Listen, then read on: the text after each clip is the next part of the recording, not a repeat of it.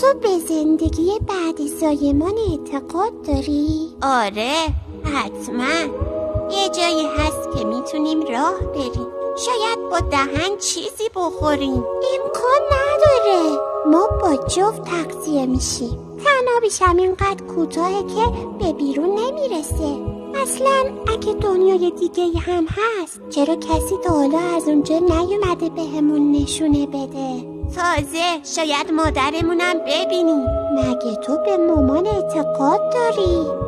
اگه هست پس چرا نمیبینیمش؟ به نظرم مامان همه جا هست، دور تا دورمونه. من مامانو نمیبینم، پس وجود نداره. اگه ساکت باشی صداشو میشنوی و اگه خوب دقت کنی حضورشو حس میکنی.